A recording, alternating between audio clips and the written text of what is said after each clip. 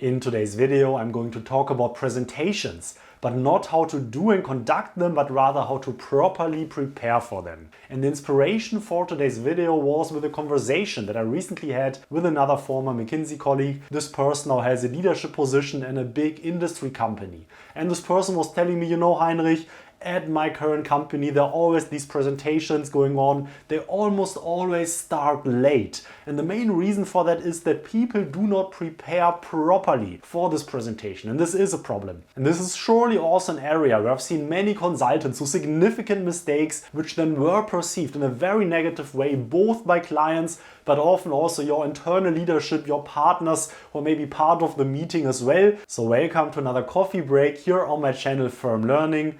My name is Heinrich, and on my channel I want to help you to become successful in the first years of your career. So without further ado, let's get into it. I prepared a slide with a couple of key points that I want to now present to you.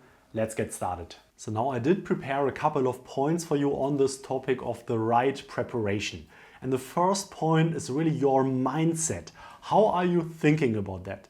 And here I want to share two things, two essential points. And the first is that you should make this your problem. I've seen it so many times that there were business analysts, junior consultants, maybe interns as part of the team, and then they left it to the project lead to figure all these things out. This is clearly not how it should be. Now, this is not supposed to sound too hierarchical, but at least to me it seems obvious that you as the junior person should make sure that you make these things your responsibility to keep this weight off the shoulders of the more senior person in your team. Very much related to this is then the behavior in the meeting room, in the meeting, if you actually find out that something is not working as planned, not working as expected.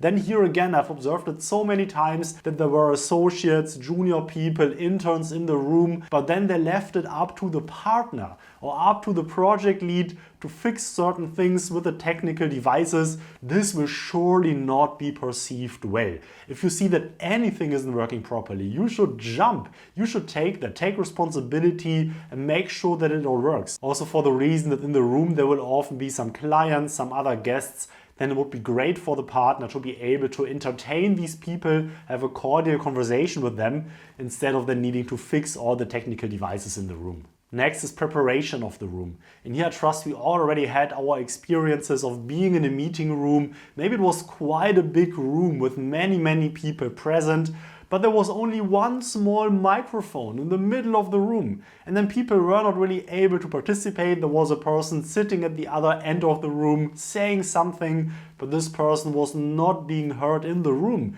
because just the microphone configuration did not allow that. And this, of course, is not great, especially if you are the host of such a meeting, you're inviting a significant number of people. Always make sure that the room setup fits the audience that you're inviting there. And if you're even somewhere else, maybe at a building of a client, you're booking a room and you are there and realize it doesn't work, then look out. Maybe you find a second microphone and second microphone device. Maybe if you talk to the assistant of the sponsoring board member, the assistant might be able to help you. You might be able to get some devices out of one of the other meeting rooms, maybe that are close by. Be there early, look at the setup and make sure that the setup actually suits the needs of your audience. Related to this point of preparation is to make sure that you are dialed in on time. And again, I've seen it so many times. You were there shortly before the meeting. Now everyone is there. Now it's exactly on time to start it. And then you realize, oh, we are not even dialed in. We are not even dialed into the video conference yet. We are not even dialed into the telephone conference yet. Or maybe it was not even clear whether anybody was dialing in from outside, whether all people are sitting there in the meeting room. Of course, in these situations, your partner, your project lead will likely look at you as the junior person, as the associate. The expectation will be there that you will have organized all this, that you will have this all top of your mind, what you need to do to get everybody in, everybody involved. And then the last point is organizing flip charts, whiteboards, and similar pieces of equipment. So if you're working for a consulting firm, for you it's maybe standard that in every room these things are present. But trust me that in many client organizations, this is not the case. So ask yourself what you really need, what will your meeting rely on, and if you realize that you need these things, either bring them yourself if the setup allows, or make sure that we are the personal assistant, whomever you have at your disposal to help you with these things in the client organization, that you reach out to them and make sure that it's all set up once you're there and once you need it. Next, a couple of points on what you should probably always carry with you as a well-prepared associate, as a young professional who is setting up and conducting meetings like this. First is adapters for beamers and monitors. So nowadays all people are walking around with their MacBooks. You will frequently find yourself in rooms where there's maybe a beamer with an old VGA output, an HDMI cable, or any other of these standards, and often you will lack the right interfaces for your device. Make sure to always carry a bunch of adapters in order to be able to connect all kinds of different beamers and monitors, even if the technology is rather outdated. Next little thing is a presenter. So something like this. This is also something I always have in my bag. It's a nice and easy device. You can plug it into every PC, and then you don't have to do this little thing of somebody maybe clicking, advancing the slides on the PC, and then someone else presenting something, and then this is not really in sync. Maybe then someone is already advancing to the next slide where the presenter still wanted to talk about the last slide. This is always very cumbersome. It's so great if you can just always carry a presenter, plug it in the device, give the presenter to your partner, to your project lead, whoever is presenting. And again, this will make you look as quite organized, quite well organized if you always carry these things, have them with you, and then at the right moment in time, you can just drag them out, plug them in, and it just all works. Next is to always carry with you some additional spare audio conferencing devices. So as a consultant, I was always carrying with me a set of 2 little audio spiders, so these combination devices where you have both a microphone and a speaker, because with these you can easily plug them into your PC, and then 2 of them you can often combine them, sync them, and then with 2 of them, even in a larger meeting room, this usually always gave you enough flexibility to provide full audio and microphone coverage of a larger meeting room. So here there are different brands offering solutions like that. I see very frequently used the Jabra devices, which I also own myself. I will link now in the video description some links to these devices that I personally use. So if you're interested in that, just check them out.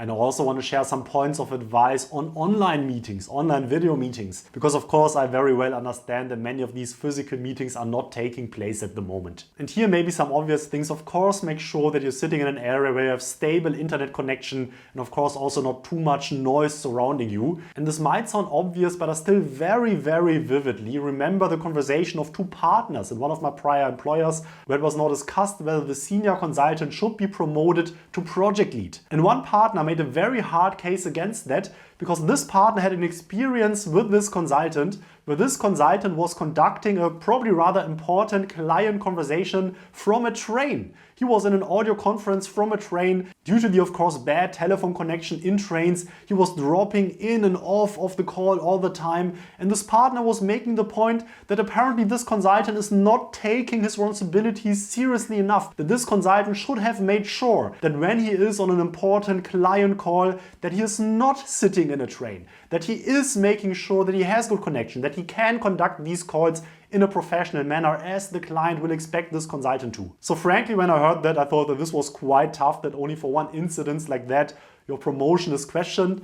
But apparently, obviously, some people think like that. To some people, this is extremely important. So make sure you have these things in mind as well, to just not endanger your next promotion, to not endanger your career as well. Another point on online video conferences is, of course, the proper technical setup. Most people nowadays have laptops where there is an integrated microphone and an integrated camera, and most video conferences are just conducted by sitting in front of a laptop using exactly these devices. And I trust this will be the case for most regular interactions, most regular conferences, but especially if you're having some very important meetings with very senior people, consider whether you don't want to upgrade your equipment a bit. And here now, in my current role, I had the pleasure to in the last months interview lots of people, lots of candidates, and you would be surprised how many of these people were sitting in dark environments. You could barely properly see them due to the low quality camera that they used in their laptop. Maybe there were also noise interferences, their audio was not very clear. Of course, this will not help you to make a great impression. So think about that. Don't you have 100, 200, 300 euro to spare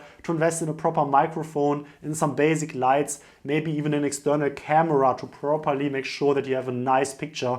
With a couple of $100, you will be able to significantly improve your video conferencing setup, and this might be very much worth the investment, especially for facing these types of situations that are now highlighted. And now, in one effort to combine all of these points, I think that there's one common denominator that really will define whether you are able to prepare yourself in the right way or not. Because the truth is, even if you're 10 minutes early, 10 minutes in the room before the meeting starts, This will usually barely be enough to connect all your devices to the other devices. This will be barely enough preparation time to make sure everything is set up and works properly.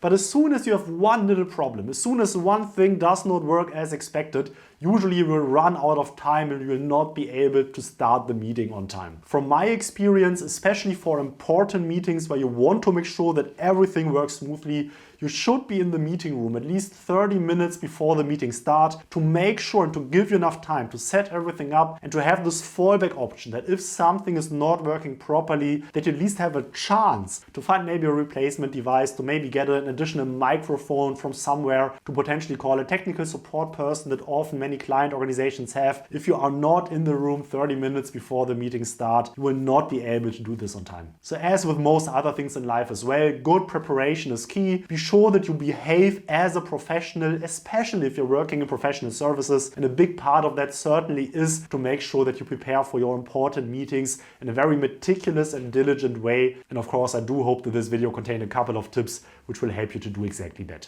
But now I would love to hear from you. Do you have even more advice on this topic to share that might be beneficial to other members of the From Learning community as well? I would very much appreciate to see comments from you. And of course, as you know, every comment also helps with the YouTube algorithm. So if you took any value out of this video at all, please hit the like button for the YouTube algorithm and also subscribe to the channel to stay up to date on all my content. I'm releasing new videos every single Saturday here on my channel. If you want to see even more from me, I'm also present on other channels such as Instagram, TikTok or Twitch, and I also have a mailing list. You find the links to all these medias below in the video description. And if you would like to learn more about how to create presentations in the style of leading consulting firms, I once created a fully fledged online course exactly on the topic. Again, link to that in the video description as well. I now also want to say thank you to all the members of From Learning. You're really making a great contribution to the channel. This is much appreciated. And if you want to join as well, just hit the join button next to the subscribe button. So if you want to continue your learning journey with this channel, there will be now videos appearing next to me, so feel free to check them out. Again, I release videos every single Saturday, so see you again next week. Until then, good weekend to all of you. This is Heinrich from Learning. Bye bye.